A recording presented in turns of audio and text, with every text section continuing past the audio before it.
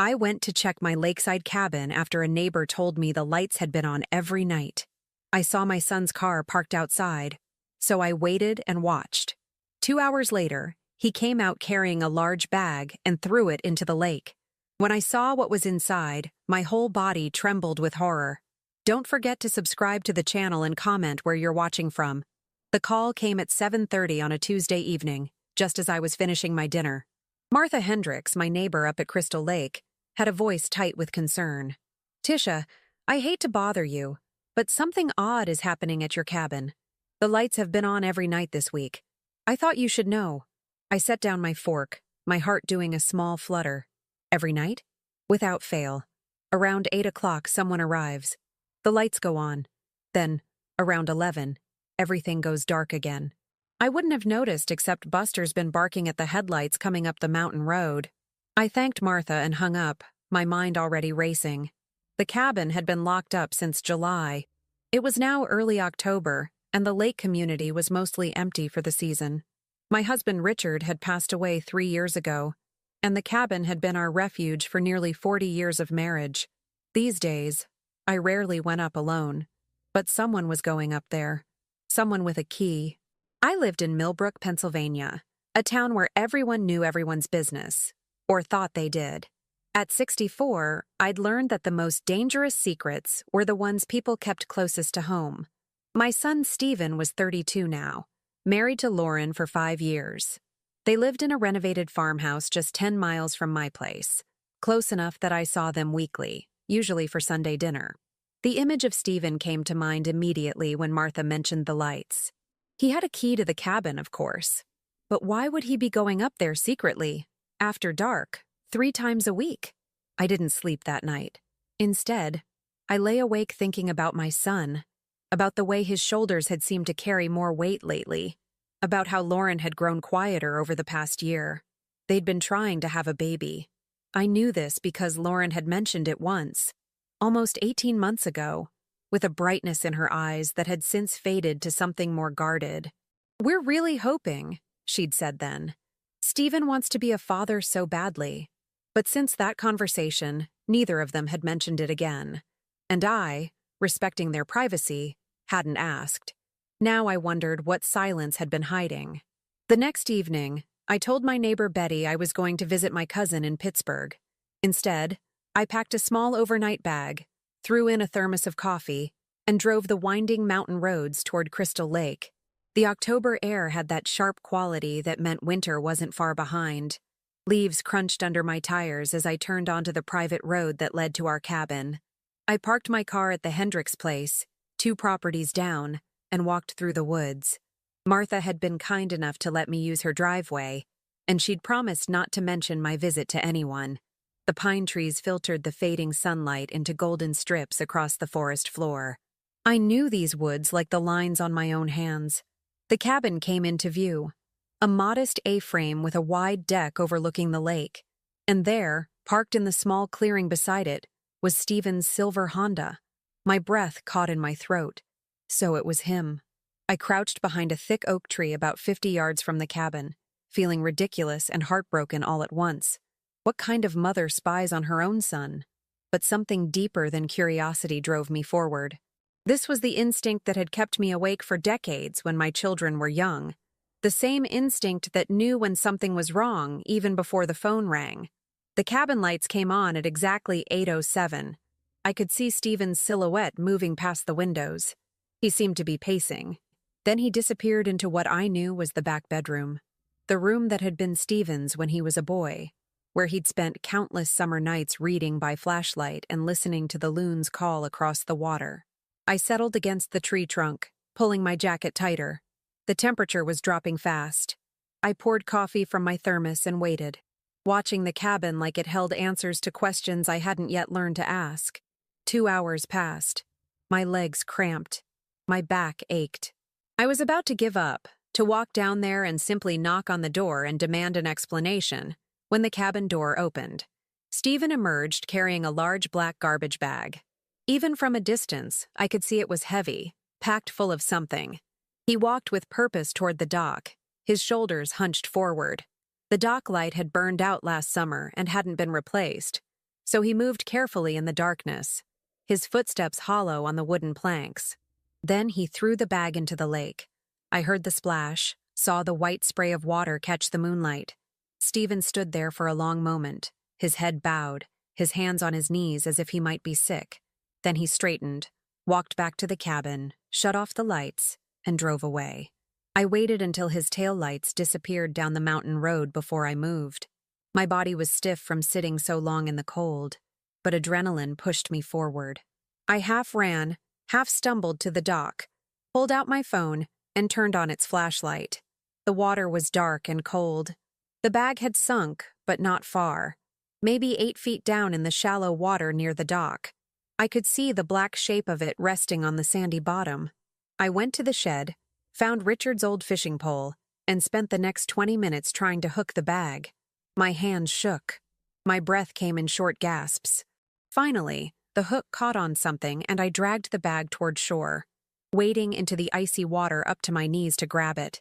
The bag was heavy with water now, but I managed to haul it onto the dock. My fingers fumbled with the knot. When I finally got it open and shone my phone's light inside, my body went rigid. Children's toys, dozens of them. A stuffed elephant with a blue ribbon around its neck. A set of wooden blocks with letters carved into the sides. A mobile with tiny stars and moons. Baby clothes. Onesies in yellow and green. Small socks with grips on the bottom. A knitted blanket with a pattern of bears. Everything was new. Tags still attached. The clothes were sized for a newborn to 6 months. My hands trembled as I pulled item after item from the bag. A children's book about a caterpillar. A rattle shaped like a key ring. A tiny pair of shoes that would fit in the palm of my hand. These weren't just random purchases. This was a collection. A hope chest. A prayer made tangible. Stephen had been hiding these things, coming to the cabin to be with them. And tonight, he'd thrown them all away. I sat on the dock, water dripping from my jeans, holding a small yellow onesie that read, "Daddy's Little Star," across the front. I understood then what I was seeing. This was grief. This was the death of hope. My son and daughter-in-law had been trying to have a baby for over 3 years. Martha had said 3 times a week for months. How long had Stephen been coming here? How many nights had he sat in that cabin, surrounded by these things, praying for a child who wouldn't come? I gathered everything back into the bag, my mind racing. I would talk to him. Tomorrow. I would go to his house and we would have the conversation that should have happened months ago. I would tell him that I knew, that I understood, that... My phone buzzed in my pocket. A text message from Allison Stewart, Lauren's mother. Allison and I had a cordial relationship, though we'd never been close. She lived in Ohio, and we saw each other only on holidays. The message was short. "Tisha, have you heard from Lauren today? She's not answering her phone. Melissa says they had plans, but Lauren never showed up." Melissa, Lauren's younger sister. The one who'd moved to Millbrook last year to be closer to Lauren. The one who'd taken a job at the hospital where Stephen worked as a physical therapist. The one who'd become a constant presence in their lives. I texted back, "No, I haven't. I'll call Stephen and check." But something in my gut twisted. I looked at the bag of toys, at the cabin windows now dark and empty, at the lake that had swallowed my son's dreams. And I knew, with the certainty that comes from decades of motherhood, that something was very, very wrong. I pulled out the soaked items one more time, looking for anything else. At the bottom of the bag, wrapped in a plastic Ziploc, was a small journal. Stephen's handwriting covered the water-stained pages. I opened it to the first entry, dated 14 months ago. Came to the cabin today. Bought the first gift, a stuffed bear. Lauren doesn't know. I can't tell her how much I want this. She carries enough weight already. But here, I can hope. Here, I can pray. Here, I can imagine the child we'll have. I flipped forward, scanning entries. They became more desperate as the months wore on. 9 months now. The doctors say there's nothing wrong with either of us. But nothing's happening. Lauren cries in the bathroom. She thinks I don't hear. Melissa suggested we try acupuncture. She knows a specialist. Lauren seems willing to try anything now. Month 12. Lauren started taking new vitamins Melissa recommended. She says they're supposed to help with fertility. I want to believe. Then, 3 weeks ago. I don't understand. The doctors ran more tests. Lauren should be able to get pregnant. There's no medical reason. Unless… But no, I can't think that way. The final entry was dated yesterday. I can't do this anymore. We'll never have a child. I'm giving up, throwing it all away. Maybe then the pain will stop. I closed the journal, my heart hammering against my ribs. Something Melissa recommended. New vitamins from Melissa. Melissa who'd moved here to be close to her sister. Melissa who worked at the hospital with Stephen.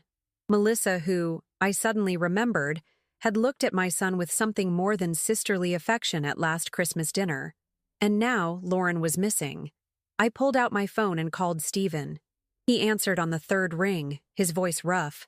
"Mom, it's late. Is everything… Where's Lauren?" I asked. A pause. Too long. She went out with Melissa. Girls' night. Why? Stephen. My voice was steady despite the fear coursing through me. I need you to tell me the truth. When was the last time you actually saw your wife? Another pause. Then, in a voice that broke, "This morning. She left with Melissa around 10. Said they were going shopping in Pittsburgh. But Mom…" She's not answering her phone. Melissa says she dropped her off at home hours ago, but Lauren's not here. Her car is gone. Her purse is gone. It's like she just disappeared. I looked at the cabin, at the lake, at the bag of dreams my son had drowned. "Stay there," I said. "I'm coming over. And Stephen, call the police. Right now." Because I knew, with a cold certainty that froze my blood, that Lauren hadn't disappeared by choice. And whatever was happening involved Melissa far more than anyone wanted to believe. The investigation was about to begin, and I would be the one to see it through. I made it to Stephen's farmhouse in 40 minutes, breaking every speed limit on those dark country roads. His porch light blazed like a beacon, and I could see him pacing behind the living room window before I'd even parked. He opened the door before I could knock. His face was pale, eyes red-rimmed. "Mom, the police said they can't do anything for 24 hours. They said Lauren's an adult and she has the right to go wherever she wants without telling me." I pushed past him into the house. "Did you tell them about Melissa?" "Tell them what? That my sister-in-law gave her a ride?" Stephen ran his hands through his hair, a gesture so familiar from his childhood it made my chest ache. "They asked if we'd had a fight, if Lauren had reason to leave. I said no, everything was fine. And they basically patted me on the head and said to call back tomorrow if she doesn't come home." I looked around the living room. Everything was neat, orderly. Lauren's reading glasses sat on the side table next to a half-finished cup of tea. Her laptop was closed on the desk. A stack of mail waited to be sorted. "Show me her phone records," I said. "What?" "Your phone bill. Show me the call logs." Stephen stared at me for a moment, then went to the desk and pulled up their account on his laptop. I leaned over his shoulder, scanning the numbers. Lauren's phone had been active until 2:15 that afternoon. The last call was to Melissa. It lasted 7 minutes. "What about texts?" I asked. Stephen pulled up Lauren's text messages. He had access through their shared family plan. The last message was to Melissa at 1:47 p.m. "Okay, I'll meet you at the parking lot." Nothing after that. "Where's Melissa now?" I asked. "At her apartment, I assume. She called me around 6 asking if Lauren had made it home. Said she'd dropped her off around 3. But Lauren's car is gone." "Right. Melissa said Lauren wanted to do some shopping on her own, so Melissa dropped her at the Riverside Mall. Lauren's car was here this morning when she left." Something wasn't adding up. So Melissa picked Lauren up here. They drove somewhere together. Then Melissa dropped Lauren at a mall to shop. Where Lauren's own car wasn't? Stephen's face went slack as the logic hit him. That doesn't make any sense. No, it doesn't. I pulled out my phone. "What's Melissa's number?" "Mom, you can't just…" "Give me the number, Stephen." He rattled it off. I dialed, putting it on speaker. It rang 4 times before going to voicemail. Melissa's voice bright and cheerful. "Hi, you've reached Melissa. Leave me a message and I'll call you back." I didn't leave a message. Instead, I looked at Stephen. "We're going to her apartment, now." "It's almost midnight." "Your wife is missing and the last person who saw her is lying about where she dropped her off. We're going, now." Stephen grabbed his keys without another word.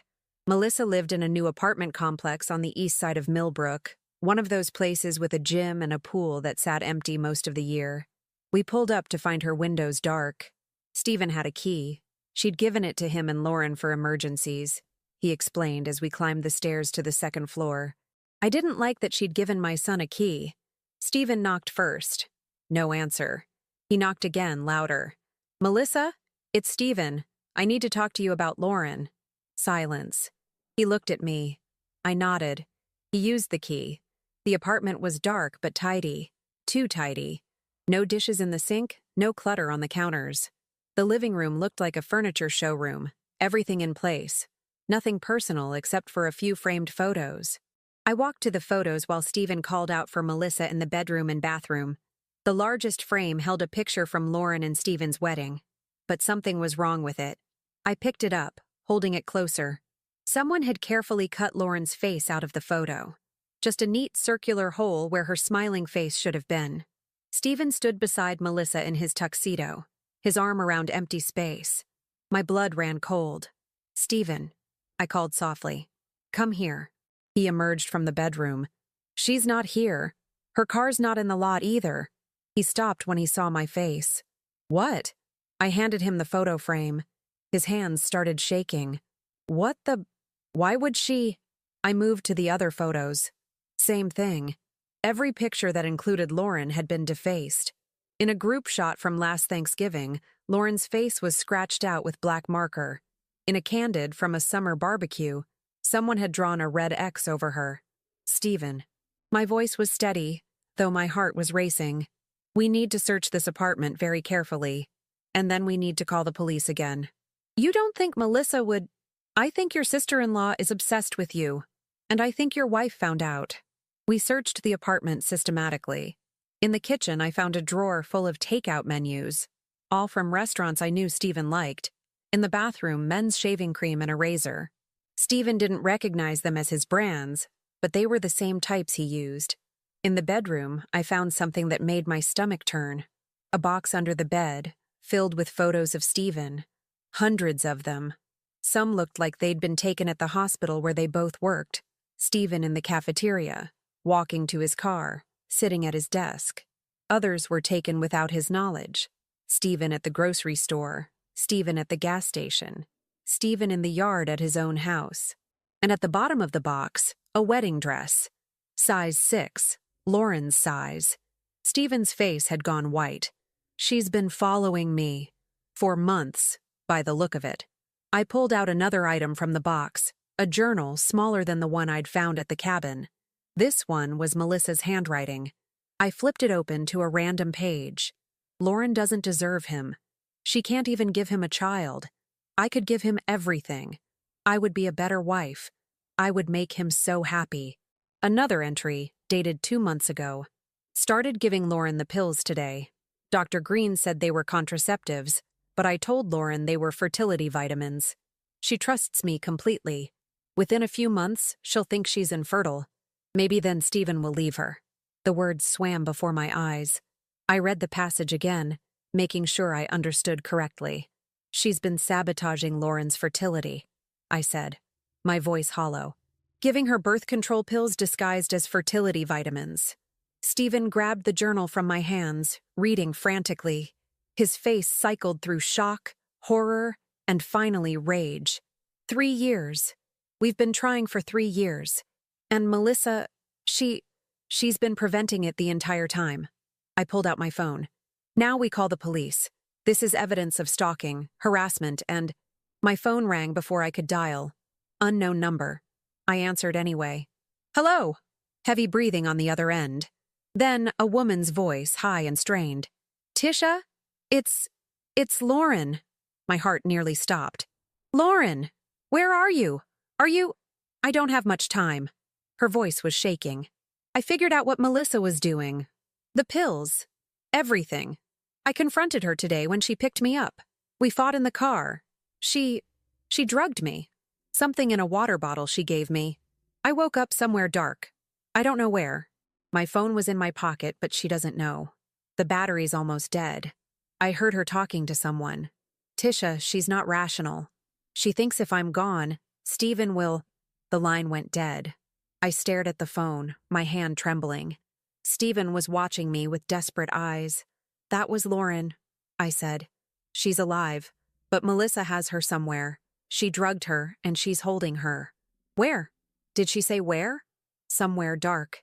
That's all she said before the call dropped. I tried calling back, straight to voicemail. Lauren's battery had died, or Melissa had found the phone. Stephen was already heading for the door. We have to find her. We have to. Stop. I grabbed his arm. Think, Stephen. Where would Melissa take her? Somewhere private. Somewhere she wouldn't be interrupted. Somewhere Lauren couldn't escape even if she woke up. Stephen's eyes met mine. I saw the moment realization hit him. The cabin, we said simultaneously. Of course. Melissa had been to the cabin before, last 4th of July, when Lauren had invited her family up for the weekend. She knew where it was. She had probably even known Stephen had been going there, maybe followed him. And now, in October, with most of the lake houses empty for the season, it was the perfect place to hide someone. We have to go, Stephen said. Right now. And we're calling the police on the way. I was already dialing 911 as we ran to his car. This time, they'll listen. We have evidence of stalking, assault, kidnapping. But when the dispatcher answered and I tried to explain, her response chilled me. Ma'am, I'm showing that Stephen Wright has already called 3 times tonight making allegations against Melissa Stewart. We've had an officer speak with Ms. Stewart, and she claims this is harassment stemming from marital problems between Mr. Wright and his wife. She's actually considering filing a restraining order. What? No, you don't understand.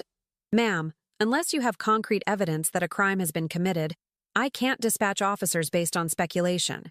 If Mrs. Wright doesn't return home by tomorrow evening, you can file a missing person report. She hung up. I stared at Stephen across the car. Melissa called them first. She's setting you up to look like the unstable one. How did she? Stephen's voice broke. She planned this. All of it. Yes. I buckled my seatbelt. But she didn't plan on me. Drive. Fast. And don't stop for anything. As we sped toward the mountain roads leading to Crystal Lake, my mind raced through everything I knew. Melissa had been poisoning Lauren's chance at motherhood for 3 years. She'd been stalking Stephen, collecting photos, building a delusional fantasy, and now she had Lauren trapped somewhere, probably at the cabin. But something else nagged at me. Melissa had called the police preemptively, creating a narrative where Stephen was the problem. That took planning. Calculation. How long had she been preparing this? And more importantly, what was her endgame? My phone buzzed. A text from an unknown number. Stop looking for her. Lauren made her choice. She's leaving Stephen. Accept it and move on. If you involve the police, you'll regret it. M. I showed Stephen the message. His knuckles were white on the steering wheel. She's threatening us, he said. She's desperate. I watched the dark trees flash past the window, which makes her dangerous. We were 20 minutes from the cabin when I saw headlights behind us. They'd appeared suddenly, moving fast. Too fast. Stephen, I said quietly, don't react. But I think someone's following us. He checked the rearview mirror. The headlights were gaining ground, high and bright. A truck or SUV. Could be anyone on this road, he said, but his voice was tight. The vehicle closed the distance, now just 10 feet behind us. Then it accelerated, pulling alongside us in the opposite lane. I caught a glimpse of the driver as it passed. A woman with dark hair, her face twisted with rage. Melissa. She swerved her SUV toward us. Stephen jerked the wheel right, our tires catching the gravel shoulder. The car fishtailed, but he regained control. She's trying to run us off the road, Stephen shouted. Melissa's brake lights flared red ahead of us. She'd stopped diagonally across both lanes, blocking the narrow mountain road. Stephen slammed on the brakes. We skidded to a stop 30 feet from her vehicle. Melissa got out of her SUV, illuminated by our headlights. Even from this distance, I could see she was holding something. A tire iron. Both of you need to turn around and go home, she called out, her voice echoing in the mountain silence. This doesn't concern you, Tisha. This is between me and Stephen. I opened my door, stepping out before Stephen could stop me. "Where's Lauren?" I demanded. Melissa smiled. It was the most chilling thing I'd ever seen. "Safe, for now. But if you keep interfering, that could change." "You're threatening to hurt her?" "I'm promising to let her go. If Stephen agrees to my terms." "What terms?" Stephen had gotten out of the car too, positioning himself slightly in front of me. "Come with me. Now. Tell Lauren you're leaving her. Make her understand it's over. Then she can go home, and we can finally be together the way we're meant to be." The delusion in her voice was complete. She actually believed this could work. "Melissa," I said carefully, "you need help. This isn't love. What you're doing is... don't." She raised the tire iron. "Don't tell me what I feel. I've loved Stephen since the day Lauren introduced us. 5 years I've watched him waste his life with her. 5 years I've waited for him to see what's right in front of him. And now, finally, he will." She pointed the tire iron at Stephen. "You have 10 seconds to decide. Come with me or I drive back to the cabin and Lauren dies. 1, 2, 3.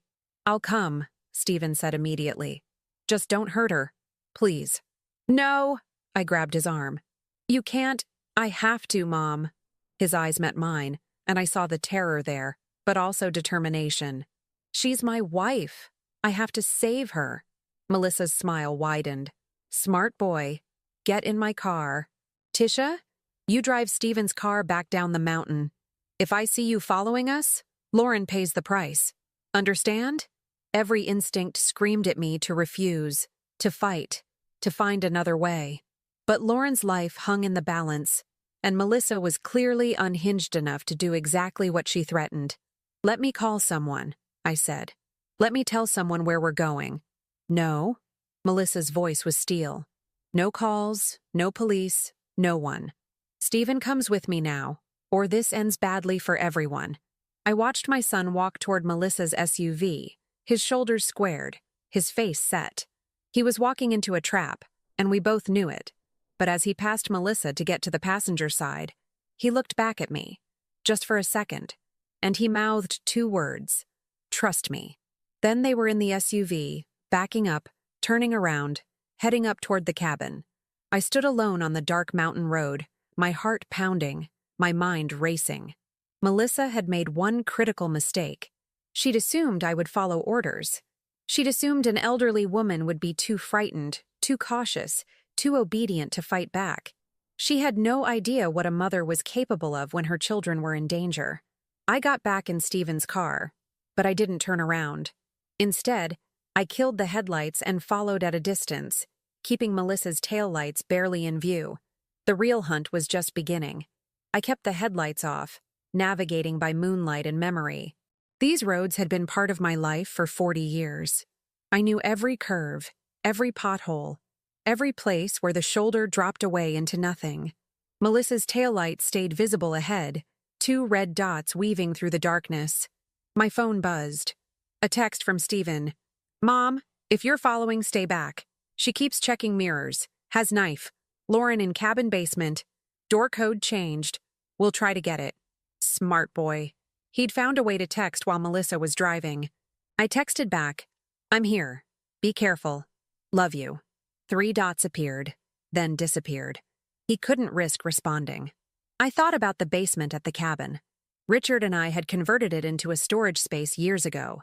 Concrete walls, 1 small window near the ceiling, a heavy door with a deadbolt we'd installed to keep raccoons out. If Lauren was down there, injured or drugged, she'd be trapped. Melissa's SUV turned onto the private road leading to our cabin. I waited 30 seconds, then followed, parking behind a thick stand of pines about 100 yards from the house.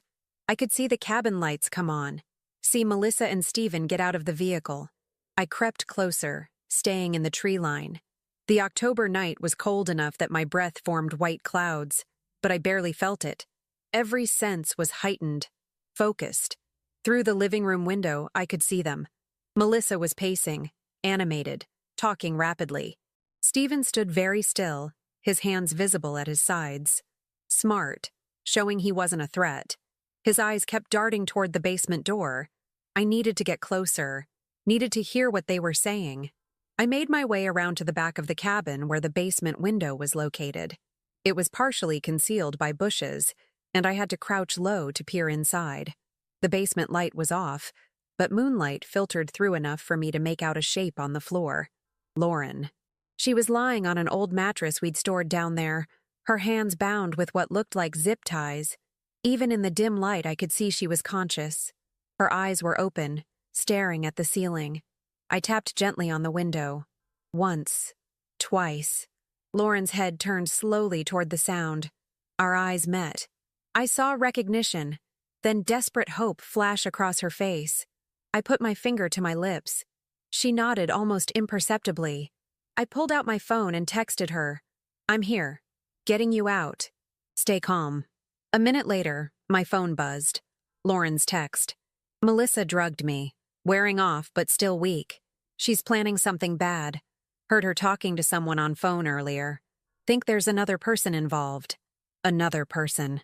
My blood ran cold. This wasn't just Melissa acting alone. Someone else was helping her.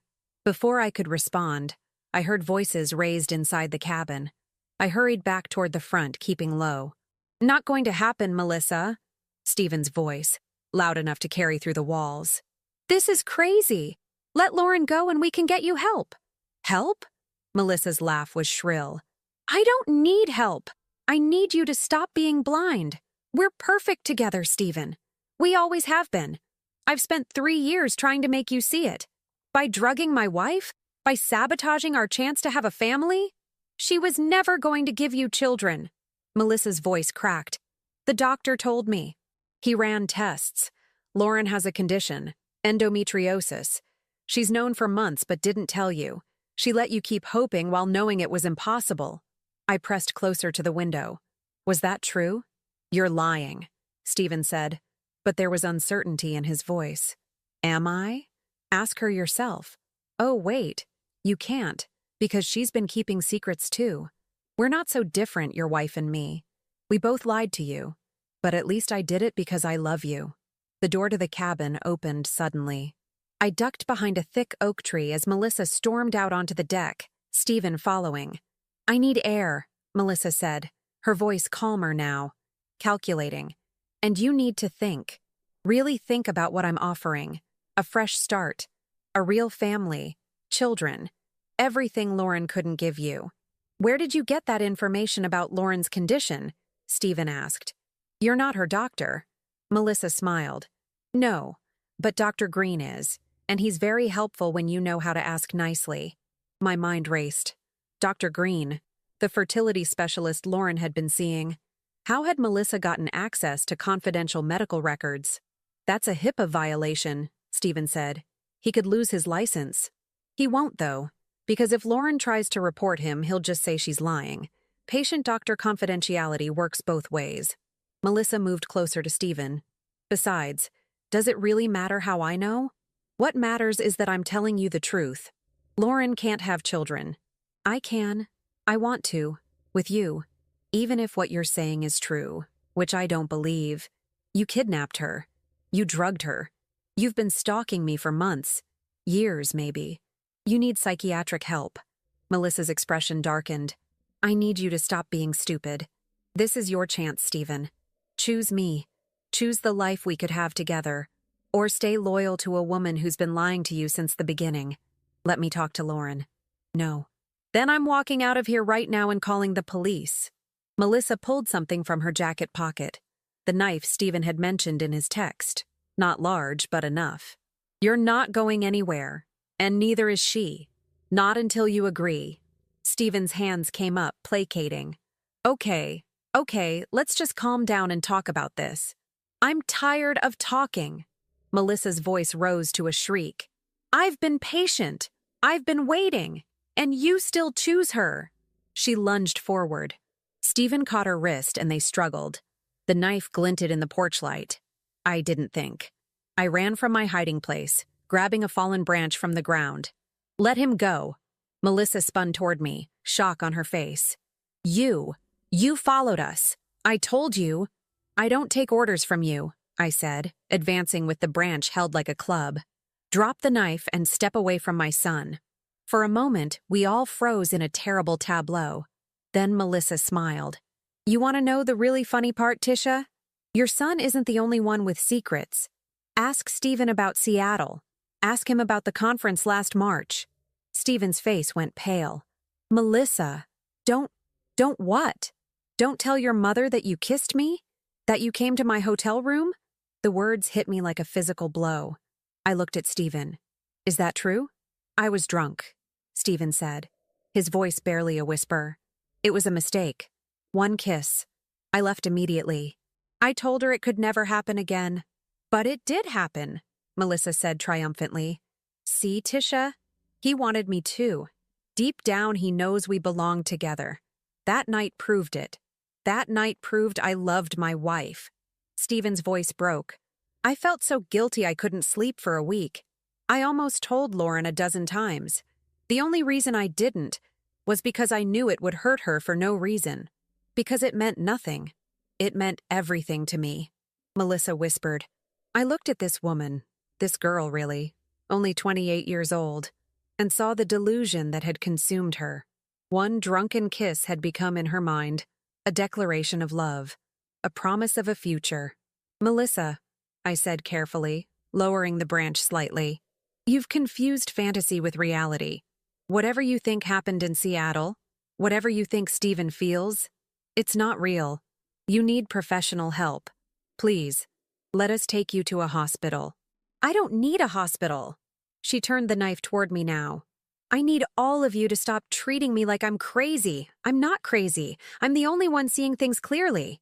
Then help me understand, I said, taking a small step closer. If you love Stephen so much, why hurt the people he cares about? Why hurt Lauren? Why threaten us? Because you're in the way. Tears were streaming down Melissa's face now. All of you. Lauren kept him trapped in a loveless marriage. You kept filling his head with ideas about loyalty and commitment. Nobody could see that he deserves better, that I could make him happy. And kidnapping his wife will make him happy? I took another step. Forcing him to be with you at knife point? I'm not forcing... Melissa's voice cracked. I'm helping him see. Once Lauren's gone, once there's nothing holding him back, he'll understand. He'll choose me freely. Gone? Stephen's voice was hollow. What do you mean, gone? Melissa looked at him, and something in her expression shifted, hardened. I have friends who can make people disappear, people who owe me favors. Lauren doesn't have to die. She can just go away, start a new life somewhere else. That was the plan. What friends? I demanded. Who's helping you? Before Melissa could answer, headlights swept across the cabin. A car was coming up the drive. Melissa's eyes widened in panic. No. He's early. He wasn't supposed to come until... The car pulled to a stop. The door opened, and my heart stopped completely. Dr. Green stepped out, the fertility specialist who'd been treating Lauren, a man in his 50s, distinguished-looking, carrying a medical bag. Everything under control, Melissa? He called out. Melissa's hand with the knife was shaking now. You weren't supposed to be here yet. I told you midnight. I told you. Plans changed. Dr. Green walked toward us calmly, like this was a social visit. I got nervous. Thought I should check on our patient early. Our patient. The words made my skin crawl. What's in the bag? Stephen asked, his voice dangerous. Dr. Green smiled. Insurance. Melissa called me after Mrs. Wright discovered her little pill-switching trick. We decided it was time to be more direct. A simple injection. Painless. Lauren will just fall asleep and not wake up. Then Melissa gets what she wants and I get what I want. Which is? I asked, though I dreaded the answer. Freedom from a blackmailer. Dr. Green looked at Melissa with disgust. You see, your dear sister-in-law witnessed me with a patient in a compromising situation. She's been holding it over my head for months, forcing me to help with her pathetic obsession. But once Lauren is dead, we'll stage it as a suicide, distraught over her fertility issues. Stephen will grieve, Melissa will comfort him, and eventually they'll be together. And I'll be free of Melissa's threats. Everyone wins. Except Lauren, I said coldly. Except Lauren, he agreed. But sacrifices must be made. Melissa was staring at Dr. Green like she'd never seen him before. You said you wanted to help me. You said you cared about my happiness. I lied. Dr. Green opened his medical bag, pulling out a syringe. I care about my career, my reputation, my marriage. You've been a useful tool, Melissa, but you're also a liability. After tonight, you'll be implicated in a murder. If you try to expose me, I'll ensure you take all the blame. After all, you're the unstable one who's been stalking Stephen for years. I'm just the doctor who tried to help, who got pulled into your madness. The betrayal on Melissa's face would have been almost pitiable if she hadn't been holding a knife on my son. You're setting me up, she whispered. I'm protecting myself. Dr. Green turned to Stephen and me. Now, here's how this is going to work. You're going to take me to Lauren. I'm going to administer the injection. Then you're both going to leave here, say nothing for 24 hours, and by the time anyone finds the body, it will look like natural causes. Melissa will turn herself in for the kidnapping, consumed by guilt, and I'll testify that she was my patient, disturbed, obsessed. I'll express shock and dismay. Life goes on. You're insane, Stephen said. No, I'm practical. Dr. Green looked at his watch. We're wasting time. Every minute increases the risk of someone else showing up. Take me to Lauren. Now. No, I said simply. Dr. Green sighed. Mrs. Wright, I was hoping to avoid unpleasantness, but if you don't cooperate, I'll have to sedate you both as well. Then I'll go down there and do what needs to be done anyway. Your choice. He was moving toward me with the syringe when Melissa spoke. No. We all turned to look at her. No, she repeated louder now. The knife was no longer pointed at us. It was pointed at Dr. Green. You used me. You manipulated me. You made me think you were helping me win Stephen's love, but you were just protecting yourself. Melissa, put the knife down. You turned me into a kidnapper, a criminal. You were going to make me a murderer. Her voice rose to a scream. I never wanted Lauren dead. I just wanted her gone. I wanted Stephen to see that we belonged together. But you were going to kill her and frame me.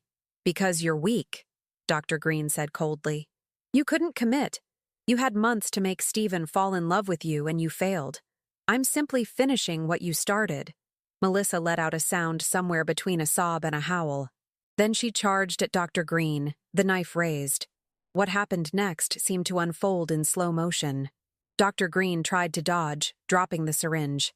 Melissa collided with him. They went down in a tangle of limbs. Stephen, the basement! I shouted. Get Lauren out! Stephen didn't hesitate. He ran into the cabin while I moved toward the struggling pair on the ground. The knife had fallen from Melissa's hand. I kicked it away into the darkness. Dr. Green shoved Melissa off him and scrambled to his feet. His nose was bleeding. You stupid girl. You've ruined everything. Good. Melissa was crying now, hysterical. I don't care anymore. I don't want any of this. I just want it to stop. I heard Stephen's voice from inside the cabin. Mom, the door's padlocked. I can't get it open. Dr. Green heard it too. He lunged for his medical bag, pulling out another syringe. Then I'll do it myself. He ran for the cabin. I ran after him, but he was younger, faster. He disappeared through the door before I could catch him. By the time I got inside, I could hear him pounding down the basement steps. Stephen was at the top, trying to force the door, but the padlock held. Lauren! Stephen was shouting. Lauren, get away from the door. I looked around frantically. The spare key. Richard always kept a spare key to every lock in the cabin. Where had he put it? The kitchen drawer. I raced to it, dumping out contents. Batteries, twist ties, rubber bands. There. A small key ring with 3 keys. I ran back to Stephen, pressing them into his hand. He tried the first. Wrong. The second. Wrong. The third. Click. The padlock opened. Stephen ripped it off and threw open the door just as we heard Lauren scream. We thundered down the stairs to find Dr. Green standing over Lauren with the syringe. But Lauren, hands still bound, had kicked him hard in the knee. He stumbled backward and Stephen tackled him. The syringe flew from Dr. Green's hand, shattering against the concrete wall. Stephen's fist connected with Dr. Green's jaw. Once. Twice. The doctor went limp. "Stephen, stop!" I pulled at my son's arm. "Stop! You'll kill him!" Stephen pulled back, breathing hard, his knuckles bleeding. He was going to murder her. I know. But we need him alive to testify. I knelt beside Lauren, working at the zip ties on her wrists. "Sweetheart, are you hurt?" "Dizzy. Weak. But okay." Lauren's voice was hoarse. "Tisha, I'm so sorry. I should have told you. Told Stephen. About the endometriosis. About not being able to— Shh. That's not important right now." I got the zip ties off and helped her sit up. "Can you stand?" "I think so." Stephen helped her to her feet, supporting most of her weight. She leaned against him, trembling. Above us, I could hear sirens. Distant, but getting closer. "Did you call the police?" Stephen asked me. "No, but I'm betting someone did." I looked at the unconscious doctor on the floor. Or maybe Dr. Green's wife got suspicious and tracked his phone. We made our way slowly up the stairs. In the living room, Melissa sat on the couch, her face in her hands, sobbing. She looked up as we emerged. Her eyes found Lauren's. "I'm sorry," she whispered. "I'm so, so sorry. I never wanted— I didn't mean for it to go this far. I just wanted him to love me." Lauren said nothing. What could she say to that? The sirens were louder now. Red and blue lights began to flash through the windows.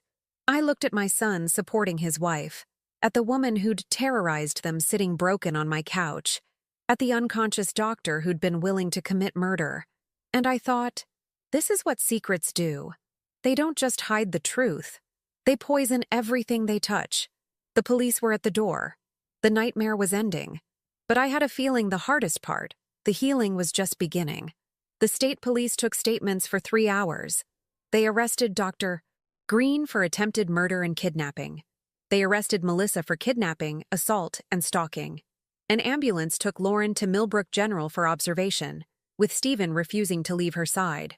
I gave my statement to Detective Natalie Kowalski, a sharp-eyed woman in her 40s who listened to everything without interrupting. When I finished, she closed her notebook and looked at me with something like respect. "You're lucky you're not dead, Mrs. Wright." Following them up here alone was incredibly dangerous. My family was in danger. I did what I had to do. "Well, your testimony will be crucial. Dr. Green is already asking for his lawyer, but Melissa Stewart is talking. A lot." Detective Kowalski stood. "We'll need you to come to the station tomorrow to sign your formal statement. And Mrs. Wright? Get some rest. You look exhausted." I was exhausted. Bone deep, soul tired. But I couldn't rest yet. Something was still nagging at me, a piece that didn't quite fit. It was nearly 4 in the morning when I finally drove home, the sky just beginning to lighten in the east. My hands shook on the steering wheel. Adrenaline had carried me through the night, but now it was draining away, leaving me hollow. I made it to my driveway, parked, and sat in the car for 10 minutes before I had the energy to move. When I finally walked into my kitchen, I found the light already on. My daughter, Rebecca, was sitting at my kitchen table.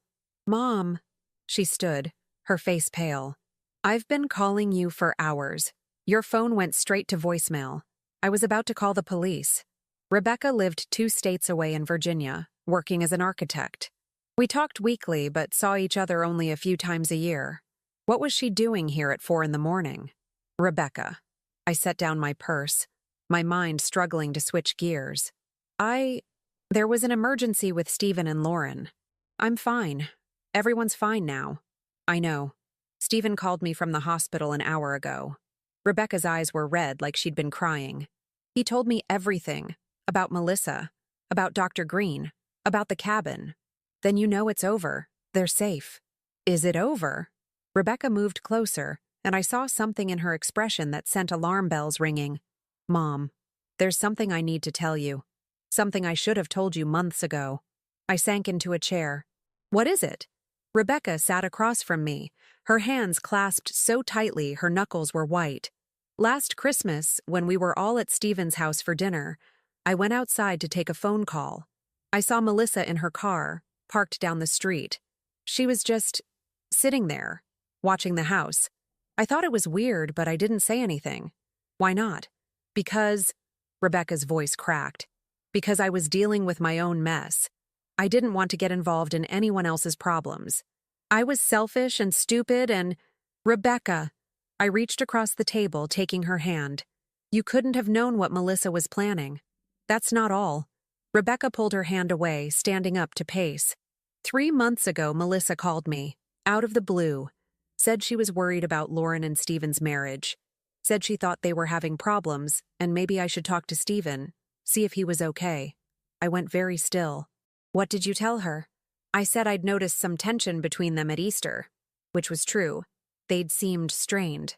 But Mom, Melissa kept asking questions, personal questions, about Stephen's state of mind, about whether he'd ever mentioned being unhappy, about whether Lauren had confided in me about fertility issues. And you answered? Some of them, not all. Rebecca's face crumpled. I told her that Lauren had seemed sad, that I thought maybe they were struggling with something, but I didn't know what. I thought I was just talking to family, to Lauren's sister. I didn't know I was feeding information to a stalker. The implications hit me like a wave. Melissa had been gathering intelligence from multiple sources, using family connections to build her obsession. Did you tell anyone else about that conversation? I asked. No. I felt weird about it afterward. Something about the way Melissa asked the questions felt off. But I didn't know what to do, so I just did nothing. Rebecca wiped her eyes. And then tonight, when Stephen called and told me everything, I realized I'd helped her. I'd given her ammunition to use against them.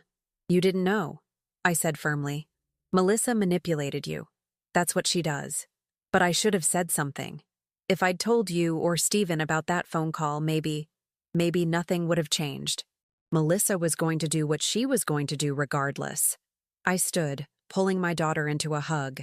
You're not responsible for her actions. Rebecca clung to me, and for a moment she was 7 years old again, crying over a scraped knee. I stroked her hair and made soothing sounds, even as my mind raced ahead to the implications. If Melissa had been calling Rebecca for information, who else had she contacted? How deep did this web go? My phone buzzed. A text from Stephen. Mom, you need to come to the hospital. Something's happened with Lauren. Fear shot through me. I have to go, Lauren. I'll drive you, Rebecca said immediately. You're dead on your feet. We made it to Millbrook General in 15 minutes. Stephen met us in the waiting room, his face drawn and gray. What happened? I asked. Is Lauren… She's physically okay, but Mom… Stephen looked around at the other people in the waiting room, then lowered his voice. The doctors ran a full toxicology panel. They found traces of multiple drugs in her system. Not just what Melissa gave her yesterday, but things that have been building up over time. What kind of drugs? Birth control hormones, for one, which confirms what Melissa said about switching Lauren's pills. But there was something else. An anti-anxiety medication. Heavy duty. The kind that can cause confusion, memory problems, depression. My mouth went dry. Lauren wasn't taking anxiety medication. No, she wasn't. Stephen's jaw clenched. But someone's been giving it to her for months, maybe longer. The doctor said the levels suggest regular, consistent dosing. Melissa, I said. That's what I thought at first. But Mom? Melissa's been giving her those fake fertility vitamins for 3 years. She didn't start drugging Lauren with other things until recently, according to her statement to the police. These levels suggest the anti-anxiety meds started at least 6 months ago. Maybe longer. Rebecca spoke up. Could it have been in something Lauren ate or drank regularly? Something Melissa had access to? The police are looking into that. But there's another problem. Stephen ran his hands through his hair. Lauren's been having memory gaps. She mentioned it to me a few months ago. Forgetting conversations, losing track of time, missing appointments. I thought it was stress. Now I'm wondering if it was the drugs. What kind of memory gaps? I asked. She couldn't remember a dinner we'd had with her parents. She forgot my birthday, which has never happened before. Last month she missed an important meeting at work and had no memory of it being scheduled. Stephen's voice dropped. The doctor said long-term exposure to this particular medication can cause early-onset dementia symptoms. If someone had been planning to make Lauren seem unstable, mentally incompetent, They could challenge her competency, I finished. Make her look like she couldn't make decisions for herself. Or her testimony unreliable, Rebecca added quietly. We all looked at each other as the pieces fell into place. Dr. Green, I said. He had access to prescription medications. He could have been drugging Lauren long before Melissa's kidnapping plot. But why? Stephen asked. What would he gain? That's when Detective Kowalski walked into the waiting room, her expression grim. Mr. Wright, Mrs. Wright. She nodded to Rebecca. I'm glad you're all here. We've made some discoveries that complicate this case significantly. We followed her to a small consultation room. She closed the door and pulled out a tablet. Melissa Stewart has been very forthcoming in her statement. She's trying to cooperate in exchange for a reduced sentence. Among other things, she's revealed that Dr. Green wasn't just helping her with her obsession. Detective Kowalski swiped through some files. He had his own agenda. What kind of agenda? I asked. Financial. We've been digging into his practice. Dr. Green runs a successful fertility clinic, but he's been under investigation by the state medical board for insurance fraud. He's been billing for procedures that were never performed, prescribing unnecessary treatments, and, she looked at Stephen, in some cases, actively preventing pregnancies while treating women for infertility. The room went silent. Why would he do that? Rebecca asked. Because infertility treatments are expensive and long-term. A patient who gets pregnant quickly might spend $10,000 or $20,000. A patient who never succeeds but keeps trying? That's hundreds of thousands over several years. Dr. Green has been systematically extending treatments, preventing success, and billing insurance companies for everything. I felt sick. Lauren was one of his patients. For 18 months, yes. And according to Melissa's statement, Green specifically recruited her to help sabotage Lauren's fertility. He needed an inside person, someone close to Lauren who could ensure the sabotage continued even outside his office. He used Melissa, Stephen said slowly. Her obsession with me. He weaponized it. Exactly. He convinced her that if Lauren couldn't have children, you'd leave her.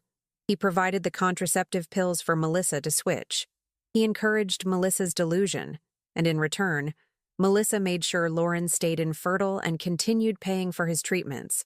That's not just fraud, I said. That's conspiracy. That's criminal on multiple levels, Detective Kowalski agreed. But it gets worse. We found emails on Dr. Green's computer. He was communicating with at least 3 other women in similar situations, women whose sisters or friends were being treated for infertility, women who had their own obsessive interests in the patient's husbands. He had a whole operation, Rebecca said, stunned. A profitable one. And when patients like Lauren started getting suspicious, he had a backup plan. The anti-anxiety medication he was prescribing, supposedly for treatment-related stress, had the side effect of causing memory problems and confusion. If a patient started questioning his methods or his bills, he could point to their mental instability as the reason. Stephen had gone pale. He prescribed those pills to Lauren about 8 months ago, said they'd help with the stress of fertility treatments, and she trusted him because he was her doctor. Detective Kowalski closed the tablet. Mr. Wright, your wife was being systematically poisoned and defrauded. The financial records we've pulled show that you've paid Dr. Green over $200,000 in the past 18 months. The number hit like a punch. Stephen staggered backward, catching himself on the edge of the table. 200. We refinanced our house, took out loans. I've been working double shifts for a year to pay for treatments. Lauren felt so guilty about the expense. She took a second job. Green knew exactly what he was doing, I said quietly. He was bleeding them dry while ensuring they'd never succeed. And if Lauren had died last night, as Green planned, all evidence of his fraud would have died with her. Her medical records could be altered or destroyed. Melissa would take the blame for everything. Green would walk away clean and rich. Rebecca spoke up. But why try to kill her? Why not just let the fraud continue? Because Lauren was starting to ask questions, Detective Kowalski said.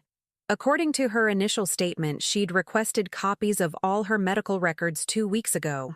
She was thinking about getting a second opinion from another specialist. Green couldn't allow that. So he accelerated Melissa's kidnapping plan. I said. Turned it into a murder plot. 2 birds, 1 stone. Eliminate the threat to his fraud scheme and give Melissa what she wanted.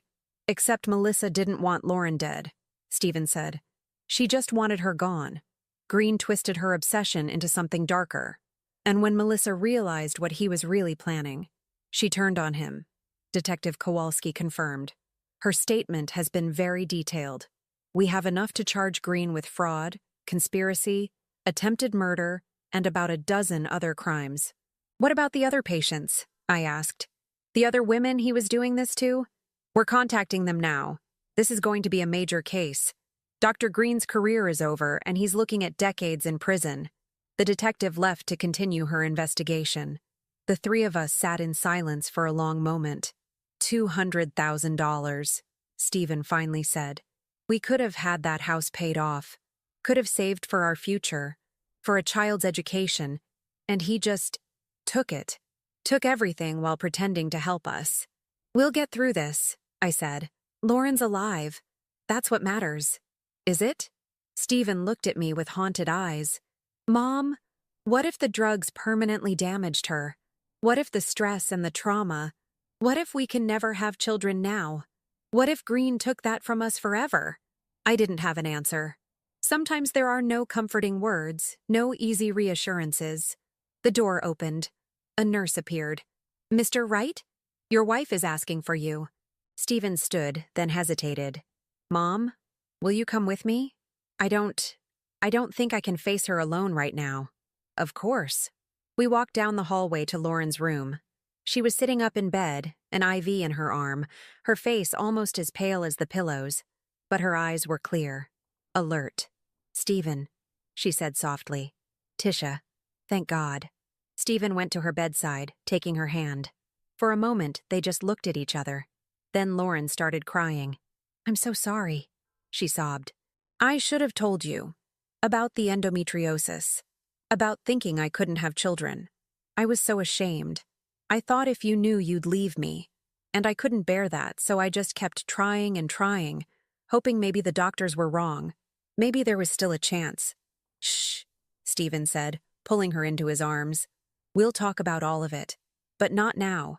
Right now, you just need to rest. But the money. All that money we spent. Stephen, I've destroyed our finances for nothing. The police are going after Dr. Green's assets, I interjected. You'll get restitution. It won't be immediate, but you'll get your money back. That's not the point. Lauren looked at me with devastated eyes. The point is, I should have been honest from the start.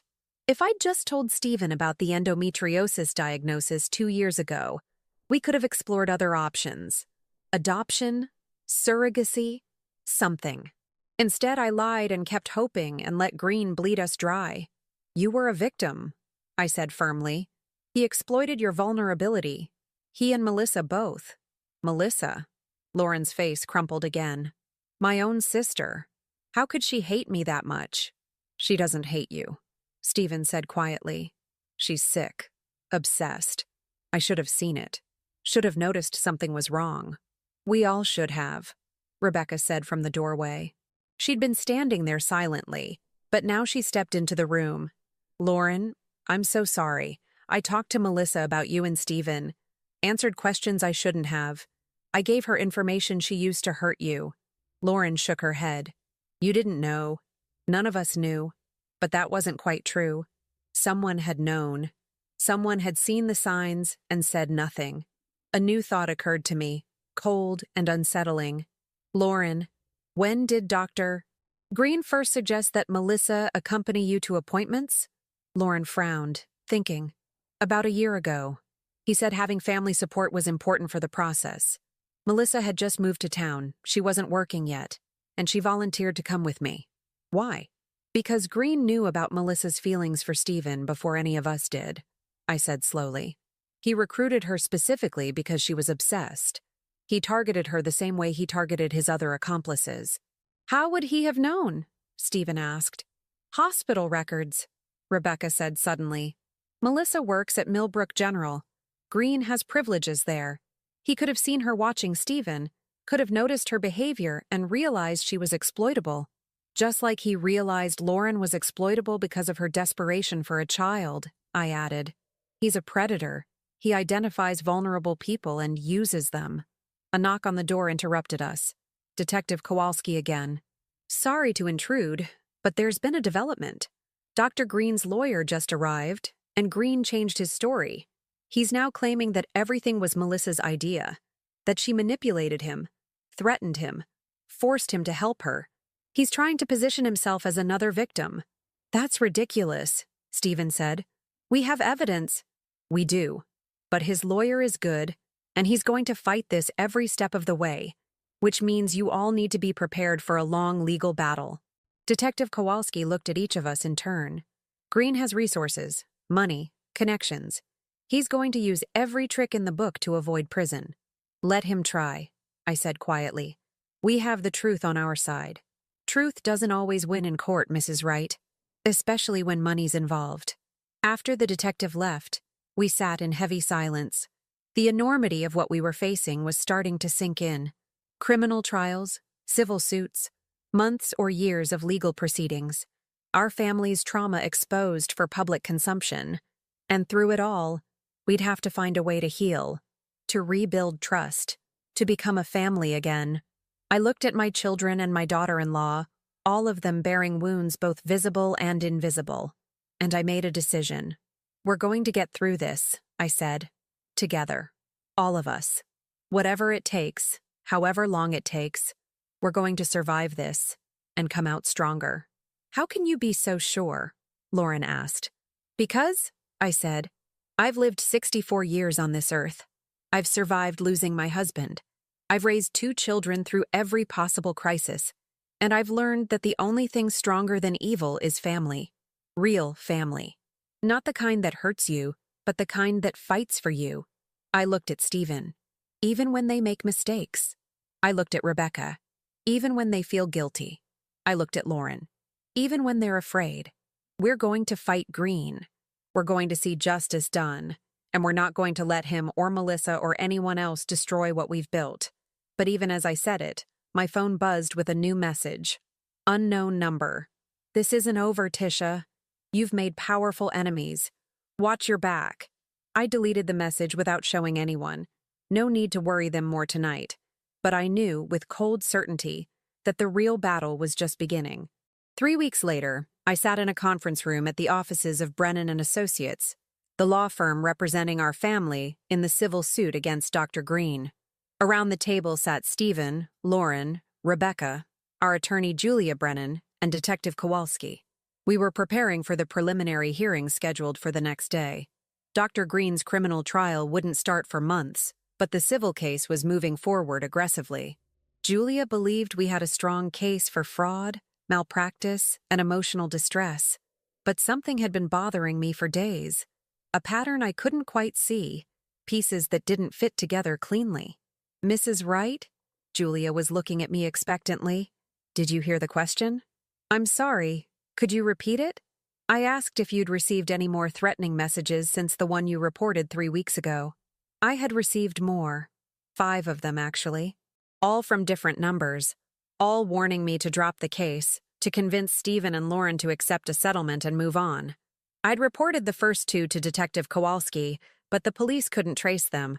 Burner phones, probably. 2 more, I lied. No need to worry everyone with the full count. Same basic message. Drop the case or face consequences. Dr. Green's getting desperate, Stephen said. His medical license was suspended yesterday. His practice is being audited. His wife filed for divorce last week. Desperate people are dangerous people, Detective Kowalski interjected. I've been doing some additional digging into Dr. Green's background. There's something you all should know. We turned to her. She pulled out a file folder, spreading several documents across the table. Dr. Green has been in trouble before. Not in Pennsylvania, in Illinois, where he practiced for 15 years before moving here. I reached out to colleagues in Chicago PD. Turns out Green was investigated for insurance fraud there too, but the case fell apart. Why? Julia asked. The key witness recanted her testimony, a nurse who worked at his clinic. She'd been prepared to testify that Green was falsifying patient records, but she suddenly changed her story. said she'd been mistaken, that she misunderstood what she'd seen.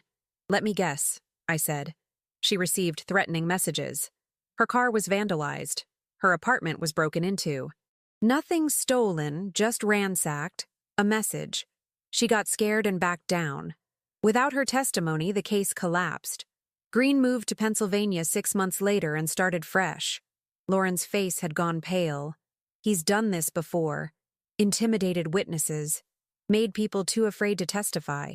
Which is why I'm recommending we move up the criminal trial timeline, Detective Kowalski said. The longer we wait, the more time Green has to intimidate witnesses and manipulate evidence. I've already spoken to the DA. They're considering an expedited hearing. How soon? Stephen asked. 2 weeks, maybe 3. That's not enough time to prepare, Julia protested. It's enough time for Green to destroy more lives, I said quietly. We move forward. Fast. Julia looked at me for a long moment, then nodded. All right. But we need to be smart about this. Dr. Green's not working alone. Someone's sending those threatening messages for him. Someone's doing his dirty work. Melissa? Rebecca suggested. She's been in custody since the kidnapping, Detective Kowalski said. It's not her. But Green has connections. Money. He could have hired someone. Or, I said slowly, he could have another partner we don't know about. Everyone turned to look at me. Think about it, I continued. Green recruited Melissa because she was obsessed with Stephen. He used her vulnerability against her. What if he's done that with other people? What if there's another accomplice? Someone who's still out there, still loyal to him? The emails mentioned 3 other women, Stephen said. Women who were helping him sabotage fertility treatments. Have the police contacted all of them? Detective Kowalski shifted uncomfortably. 2 of them. The third one has disappeared. Lisa Hartley. She was Dr. Green's office manager until about 6 weeks ago. She quit suddenly, cleared out her apartment, and vanished. We've been trying to track her down for weeks.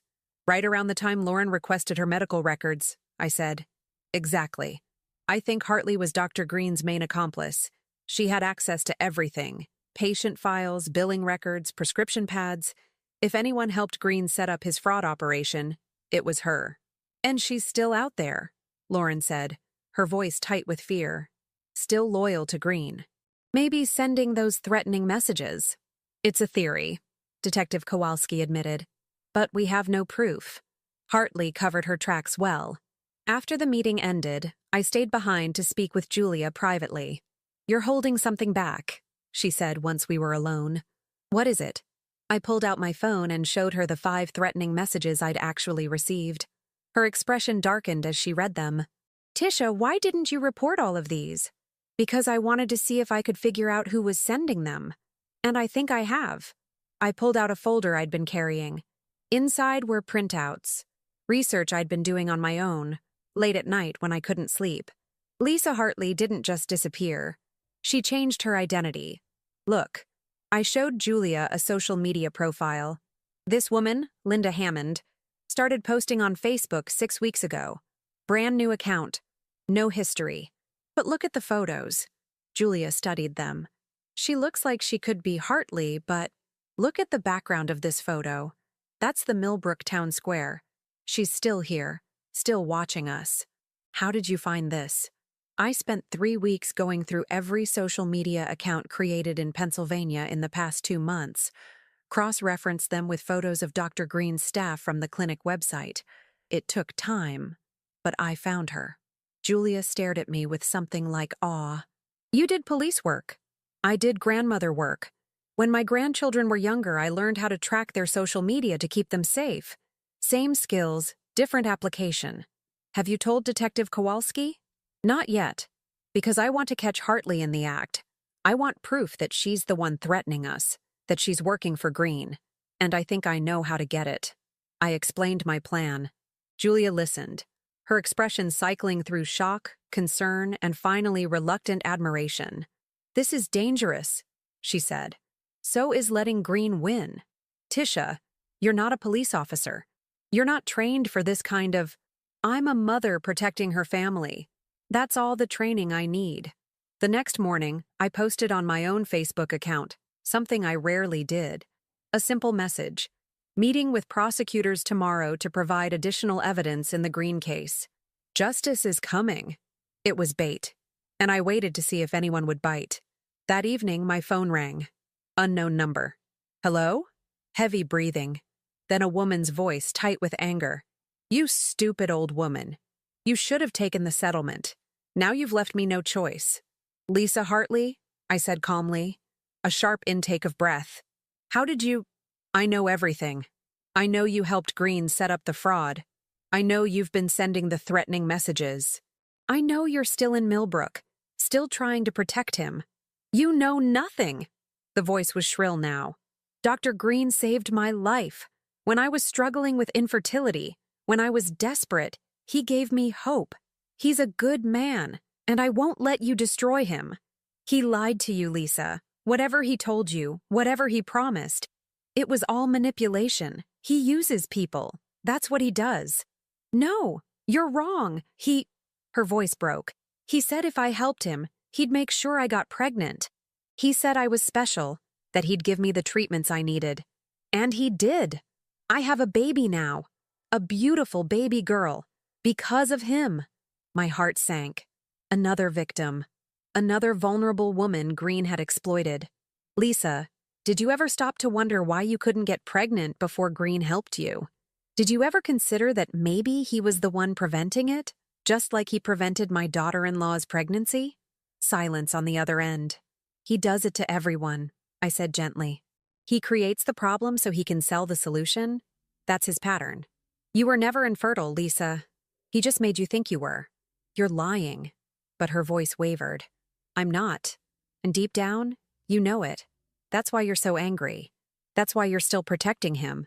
Because if I'm right, it means everything he told you was a lie. It means the man you trusted, the man you committed crimes for. It means he used you just like he used everyone else. Stop it. He's not worth going to prison for, Lisa. He's not worth destroying your life for. You have a daughter now. Think about her. Think about what happens to her if you get arrested for making terrorist threats, for witness intimidation. Think about... I said stop. The line went dead. I immediately called Detective Kowalski. I just spoke with Lisa Hartley. She called me from... I checked my phone's call log. This number. She admitted to sending the threatening messages. She's in Millbrook. And she has a baby. I'm tracing the number now, Kowalski said. I could hear rapid typing in the background. Got it.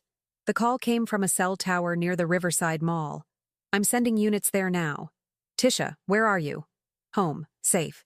Stay there. Lock your doors. If Hartley is as unstable as she sounds, she might... The sound of breaking glass from my kitchen interrupted her. I spun around to see my back door swinging open. Lisa Hartley stood in my kitchen holding a gun.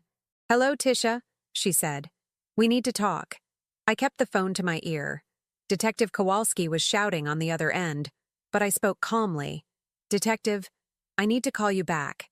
Tisha, don't hang up. We're tracking your location. I ended the call. Hartley gestured with the gun toward my living room. Sit. I sat. My mind was racing, but I kept my voice steady. You don't want to do this, Lisa. You have a baby at home, a daughter who needs her mother.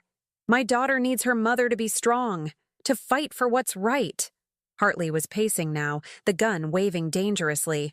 Dr. Green gave me everything, and you're trying to take him away, to put him in prison. He committed crimes, Lisa. Fraud. Attempted murder. You can't...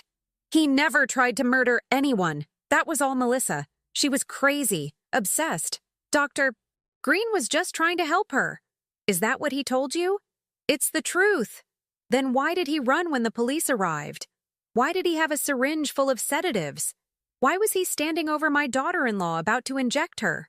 Hartley's face crumpled. He was stopping Melissa. He was trying to save Lauren.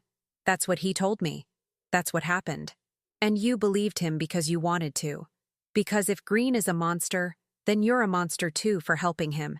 It's easier to believe the lie.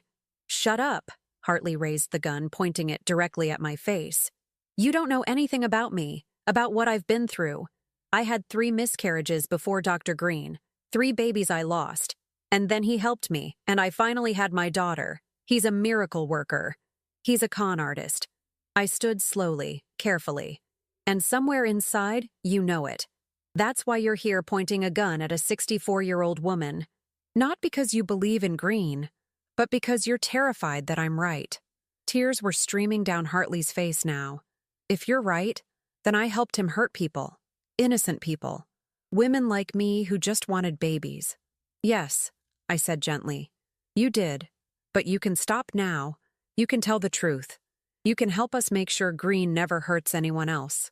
It's too late. I've already... She stopped, her face going pale. Already what, Lisa? The evidence. The files.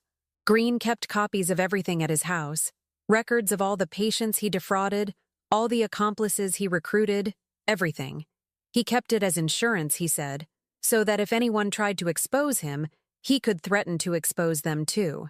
Where are these files? I was supposed to destroy them. Tonight. That's why I'm here. After I scared you into dropping the case, I was going to Dr. Green's house to burn all the evidence. That was the plan. But his wife is still there. She wouldn't let me in. So I came here instead, to make you stop the investigation so the files wouldn't matter anymore. Hartley's hand with the gun was shaking badly now. This wasn't supposed to happen. None of this was supposed to happen. I just wanted a baby. I just wanted to be a mother. And now you are, I said softly. Don't throw that away. Don't make your daughter grow up without you. The sound of sirens in the distance made Hartley spin toward the window. No, no, no, no. It's over, Lisa. Put the gun down. The police are coming. They know you're here. There's no escape. I can't go to prison. My baby will be taken care of. But only if you surrender now. If you hurt me. If you make this worse. I stepped closer. Then your daughter will grow up knowing her mother was a murderer. Is that what you want? Hartley looked at me. At the gun. At the flashing lights now visible through the window. Then, slowly, she set the gun on my coffee table and sank to her knees, sobbing. I'm so sorry. I'm so sorry. I picked up the gun carefully, ejecting the magazine. Then I opened the door for the police. Detective Kowalski rushed in with 4 other officers. They arrested Hartley, who went without resistance, still crying. Are you hurt? Kowalski asked me. No, I'm fine. I handed her the gun. But you need to get to Dr. Green's house. Now. His ex-wife is there, and there are files, evidence of everything he's done. Every patient, every accomplice. It's all documented. Kowalski was already on her radio, dispatching units. Then she looked at me with exasperation and respect warring in her expression. You used yourself as bait. I used Facebook as bait. I just happened to be attached to it. You could have been killed, but I wasn't. And now you have Hartley in custody and a lead on evidence that could bring down Dr. Green's entire operation. I sat down heavily, my legs suddenly weak as the adrenaline drained away.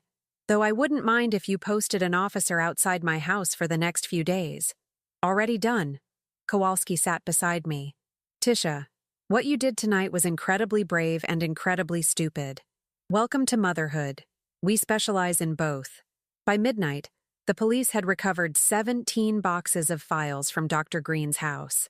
His ex-wife had been only too happy to hand them over, apparently. Green had been using the files to threaten her too, to keep her quiet about his affairs and his fraud. The evidence was damning. Patient records showing systematic fraud, communications with accomplices, financial records proving Green had embezzled over $3 million, and most shocking, a ledger showing that Green had been blackmailing several of his victims, including 2 wealthy patients who'd paid him hundreds of thousands in hush money. The DA called an emergency meeting. By morning, they'd added 10 more charges to Dr. Green's indictment. His bail was revoked, and 6 more women had come forward to testify against him. I sat in my kitchen drinking tea when Stephen, Lauren, and Rebecca arrived at dawn. Mom? Stephen pulled me into a fierce hug. I heard what happened. Are you okay? Why didn't you call me? Because you needed to rest. And I needed to finish this. By confronting an armed woman alone? Rebecca's voice was high with stress. By giving her a chance to do the right thing. Which she did, eventually. Lauren knelt beside my chair. Tisha, you saved us. Again. You gathered the evidence. You got Hartley to confess. You brought down Dr. Green's entire operation. How can we ever— By healing, I interrupted. By moving forward. By becoming a family again. We never stopped being a family, Stephen said. Didn't we? I looked at each of them. For months, we all kept secrets. You kept your fertility struggles private. Lauren hid her diagnosis. Rebecca didn't mention Melissa's strange behavior. I didn't tell you about all the threatening messages. We fragmented. We isolated. And that almost destroyed us. So, what do we do now? Rebecca asked. Now, we trust each other. Completely. No more secrets. No more hiding our pain to protect each other from worry. We face things together. All of it. The good, the bad, and everything in between. Starting with the fact that we're broke, Stephen said with a bitter laugh. 200,000 in debt with no way to— Actually, Lauren interrupted, I spoke with Julia Brennan yesterday. With Dr. Green's assets being seized, and with the evidence of systematic fraud, she thinks we'll recover most of what we lost. Maybe even get additional damages. It'll take time, but we'll have our money back? Stephen looked stunned. And our lives back, I added. Green will spend decades in prison. Melissa will get the psychiatric help she needs. Hartley will face consequences but also get treatment. And I looked around at my family. We get to start over, fresh, honest, together. The sunrise was painting my kitchen golden. A new day, a new beginning. There's something else, Lauren said quietly. I've been doing research about endometriosis, about treatment options. And I found a specialist in Philadelphia, someone with no connection to Green, who thinks she can help. She said with proper treatment, there's a real chance I could get pregnant. Or if not, she can help us explore other options. IVF, surrogacy, adoption. Whatever you decide, I said. We'll support you. Both of you. Stephen pulled Lauren close. I just want you to be healthy and happy. If that means no children, then— It means we find another way, Lauren said firmly. Because I'm not giving up on our dream. Not anymore. Green tried to break us, but instead, he just made us stronger. She was right. We were stronger. Forged in fire. Tested and proven. My phone buzzed. A text from Detective Kowalski. Green just agreed to a plea deal. Full confession in exchange for reduced sentence. He's giving up everyone. All his accomplices, all his contacts, everything. This case is closed. I showed the message to my family. Rebecca started crying. Stephen let out a long, shaky breath. Lauren squeezed my hand. It's really over, she said. The legal part is, I agreed. Now comes the hard part. Healing the emotional wounds. Building new trust. Learning to be a family again. How long will that take? Rebecca asked. I smiled. However long it takes. We have time. We have each other. That's all we need. As the sun rose higher, filling my kitchen with light, I thought about the past 3 weeks. The terror. The revelations. The confrontations. I'd faced down a killer, tracked down an accomplice, and exposed a massive criminal conspiracy. Not bad for a 64-year-old grandmother. But more importantly, I'd kept my family together. I'd protected my children. I'd proven that wisdom and experience could triumph over violence and manipulation. The fight was over. The healing could begin. 6 months later, I stood on the deck of the cabin at Crystal Lake, watching the morning sun sparkle across the water. It was April now, and the lake community was coming back to life. Boats bobbed at their docks. Children's laughter echoed from neighboring properties. The world felt new again. Behind me, I heard the cabin door open. Stephen stepped out carrying 2 mugs of coffee. Mom, you've been out here for an hour. It's still cold. He handed me a mug, steam rising in the crisp air. I was remembering, I said. The night I found you here. The bag you threw in the lake. Stephen's expression clouded. I try not to think about that night. Maybe you should. Not the pain of it, but what it represented. You were grieving something you hadn't lost yet. Giving up on hope before hope had actually died. Hope was dying, though. 3 years of trying, of failing, of watching Lauren suffer. He stopped, taking a sip of coffee. I felt so helpless. And now, a smile broke across his face. Now I feel terrified and excited and grateful all at once. Inside the cabin, Lauren was sleeping, 3 months pregnant. The specialist in Philadelphia had worked miracles.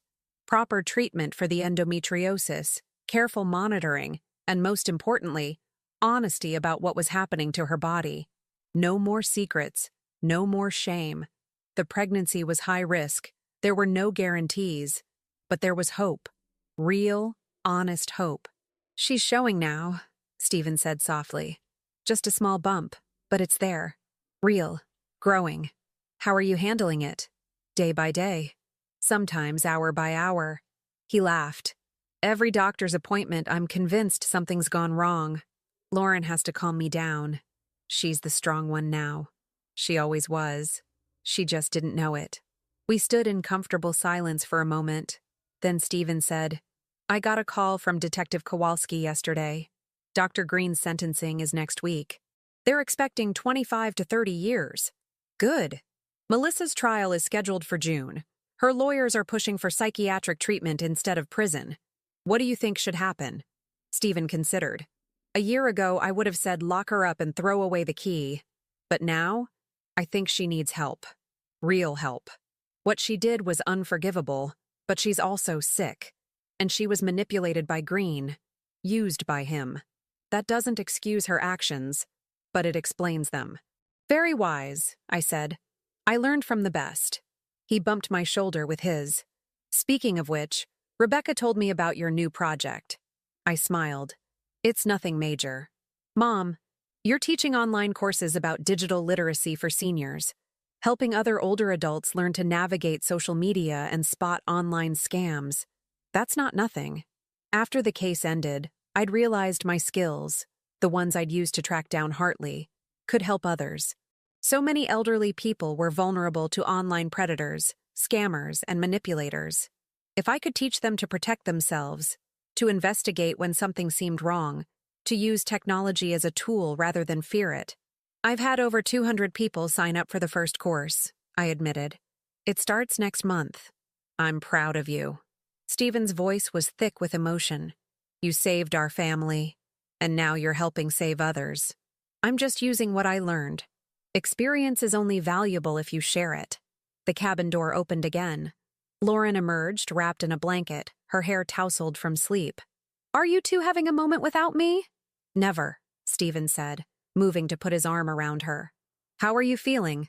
Nauseous? Exhausted? Happy?" She smiled at me. "Tisha, thank you for inviting us up here this weekend. I know this place holds difficult memories." "It holds all kinds of memories," I corrected.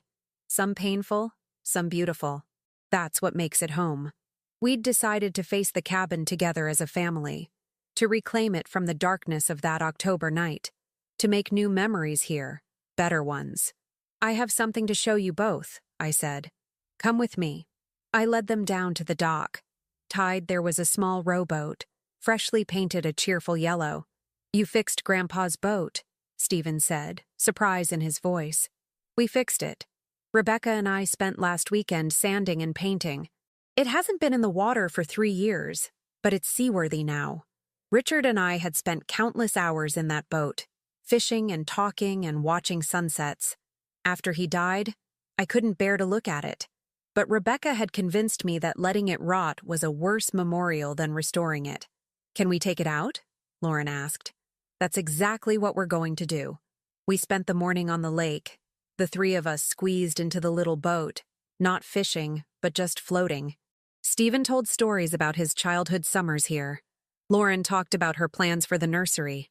Not buying anything yet, not until she was further along, but dreaming, planning, hoping. And I listened, absorbing their joy like sunlight, feeling the weight I'd carried for 6 months finally begin to lift. When we returned to shore, Rebecca was waiting on the dock. She'd driven up from Virginia for the weekend, taking time off from her architecture firm. "Perfect timing," she said. I brought lunch and news. We gathered around the cabin's table, sandwiches from the deli in town, chips, fresh fruit, simple food, but it tasted like celebration. "So, Rebecca said, pulling out her phone. I got a call this morning. Remember how I testified about Dr. Green's use of technology to track and manipulate his victims? Of course, I said. Your testimony was crucial. Well, the state medical board was impressed. They've asked me to consult on a new initiative, developing digital security protocols for medical practices, making sure patient data is protected, that staff can't access information they shouldn't, that vulnerable patients are safeguarded from predators like Green. Rebecca, that's wonderful. Lauren reached across the table to squeeze her hand. It's part-time, but it's meaningful work. And it came from something terrible, the Green case, but it might prevent future tragedies. Rebecca looked at me. I learned that from you, Mom. How to take pain and transform it into purpose. You learned it from your father, I said. He was the one who always said that suffering was only worthwhile if it taught you something. We talked for hours, the conversation flowing easily. At one point, Stephen's phone rang. He glanced at it and frowned. It's Allison, Lauren's mom. He answered on speaker. Hi, Allison. You're on speaker with Tisha, Lauren, and Rebecca. Good. You're all together. Allison's voice was strained. I wanted to update you. I visited Melissa today. The mood at the table shifted. We all knew Allison had been visiting her younger daughter regularly. Melissa was in a psychiatric facility awaiting trial. How is she? Lauren asked quietly. Better. The medication is helping. She's in intensive therapy. And Allison's voice cracked. She's starting to understand what she did, the harm she caused. She asked me to tell you, all of you, that she's sorry. She knows sorry isn't enough, but it's all she has right now. Lauren's eyes filled with tears. Tell her I forgive her. Stephen looked shocked. Lauren, I forgive her, Lauren repeated firmly. Not because what she did was okay. It wasn't. It was terrible and traumatic, and it nearly destroyed us. But holding on to anger is only hurting me now. She's getting help. She's facing consequences. And I need to let go of the hate so I can move forward. That's very generous of you, Allison said, her voice thick with emotion. More than we deserve. You deserve it, I interjected. You and Tom are good people who did your best. Melissa's illness isn't your fault. Thank you, Tisha. That means more than you know. Allison paused. There's something else. Melissa wanted me to tell you that she's been working with the prosecutors. She's providing information about other doctors Green mentioned, other fertility clinics that might be running similar frauds. She wants to help make sure this doesn't happen to anyone else. Good, Stephen said. That's good. After we ended the call, we sat in silence for a moment. Then Lauren said, I think I need some air. Want to walk with me, Tisha? We left Stephen and Rebecca cleaning up lunch and walked along the lake path. The trees were budding, spring green and tender. Everything felt like possibility. Are you sure about forgiving Melissa? I asked after a while. No, Lauren admitted. Part of me still wants to hate her. But Tisha, I've spent 6 months in therapy working through trauma and trust issues. And my therapist said something that stuck with me. Holding on to anger at someone who hurt you is like drinking poison and expecting them to die. I need to let it go for my sake, not hers. Very wise. I learned from you. Lauren stopped walking, turning to face me.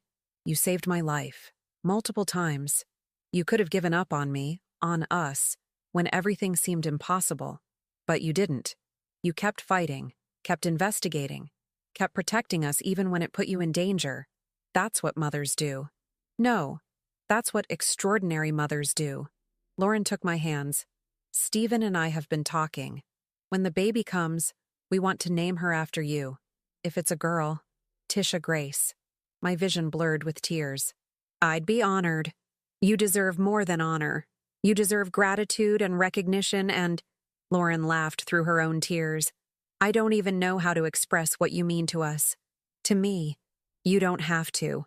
I see it every day, in your strength, in your healing, in the family you and Stephen are building together. I squeezed her hands. That's all the recognition I need. We walked back to find Stephen and Rebecca sitting on the deck, deep in conversation. They looked up as we approached, and Stephen's face split into a wide smile. Mom, Rebecca was just telling me about her new boyfriend. Apparently, she's been keeping secrets too. Rebecca blushed. It's new. I didn't want to say anything until I was sure it was serious. And is it? I asked, settling into a chair beside her. I think so. His name is James. He's a structural engineer. We met at a conference in March. He's kind and funny, and he doesn't mind that I talk about building codes at dinner. Rebecca smiled. I'm bringing him to meet you next month. If that's okay? More than okay, I said. I look forward to it. As the afternoon wore into evening, we made dinner together. Grilled fish that Stephen caught that morning, vegetables from the farmer's market, salad from the garden I'd started maintaining at the cabin last month. The kitchen filled with laughter and good-natured arguments about who was the better cook. After dinner, we lit a fire in the fireplace and settled in the living room. Stephen pulled out his guitar, something he hadn't done in years, and played soft melodies while Rebecca and Lauren looked through old photo albums. Look at this one, Lauren said, holding up a picture of Stephen as a toddler, covered in mud. Was he always this messy? Always, I confirmed. Once he made soup out of dirt and leaves and tried to serve it to dinner guests. I was 3, Stephen protested. I didn't know better. You were 5, Rebecca corrected. And you absolutely knew better. You just didn't care. Their laughter warmed me more than the fire. This ordinary evening of family and stories and joy, this was what I'd fought for. What I'd risked everything to protect. Later, after everyone had gone to bed, I sat alone on the deck one more time, wrapped in a blanket, watching stars reflect on the dark water. My phone buzzed. A text from Julia Brennan. Final settlement came through. Dr. Green's assets liquidated. After legal fees, Stephen and Lauren will receive $287,000. Check being issued tomorrow. I smiled. Justice, it seemed, had a price tag after all. The money wouldn't erase the trauma, but it would give them security. A fresh start. The ability to prepare for their child without financial terror hanging over them. I thought about the past 6 months. The trials and testimonies, the therapy sessions and sleepless nights, the slow, painful work of healing. Green was in prison. Melissa was getting help. Hartley had taken a plea deal, 5 years in minimum security with mandatory psychiatric treatment. The other doctors Green had mentioned were under investigation. The fertility fraud network was being dismantled piece by piece. And my family was whole again. Stronger than before. Forged by fire into something unbreakable. I thought about that night in October when I'd watched Stephen throw his dreams into the lake. How I'd pulled them back out. How I'd refused to let hope drown. Sometimes, the most important thing an older woman can do is simply refuse to give up. Refuse to be silenced. Refuse to let the young and powerful and corrupt steamroll over what's right. Age isn't weakness. It's experience. It's wisdom. It's the patient accumulation of knowledge and strength that comes from surviving decades of life's challenges. I'd used every skill I'd learned in 64 years to save my family. Technology skills from keeping up with grandchildren. Investigation skills from decades of solving household mysteries. Psychological insight from raising complicated humans. And most of all, the stubborn refusal to quit that comes from being a mother. The knowledge that you can do impossible things when the people you love need you. The cabin had become something new. Not just a place of memory, but a place of renewal. The lake that had swallowed my son's despair now reflected our hope. Tomorrow we'd return to our separate lives. Stephen and Lauren to their farmhouse and their careful pregnancy.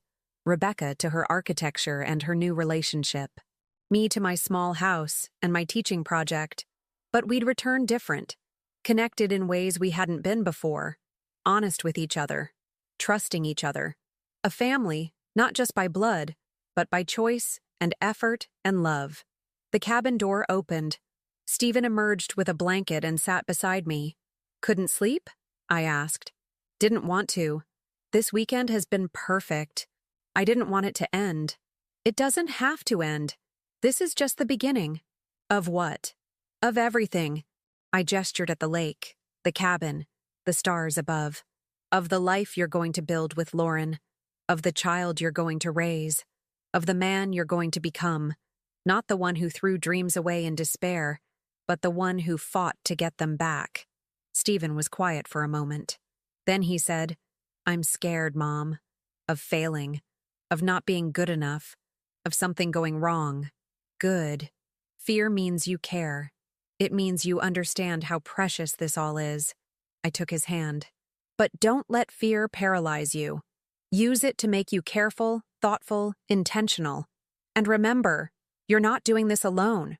You have Lauren. You have Rebecca. You have me. What would I do without you? Fortunately, you won't have to find out for a long time yet. I plan to be around to spoil my grandchildren terribly." Stephen laughed, then grew serious again. "Thank you. For everything. For saving us. For never giving up. For being exactly who we needed when we needed it most. That's what family does. We save each other." We sat together in comfortable silence, watching the lake shimmer under moonlight, both of us thinking about the journey that had brought us here. From terror to triumph. From secrets to honesty. From brokenness to healing. The cabin stood behind us, solid and enduring, a symbol of what we'd survived and what we'd become. And ahead of us lay the future. Uncertain, yes, but filled with hope. The kind of hope that can't be drowned. The kind that floats back to the surface again and again, no matter how many times you try to throw it away. The kind of hope that's worth fighting for. Always. Now tell me, what would you have done if you were in my place? Let me know in the comments. Thank you for watching, and don't forget to check out the video on your screen right now. I'm sure it will surprise you.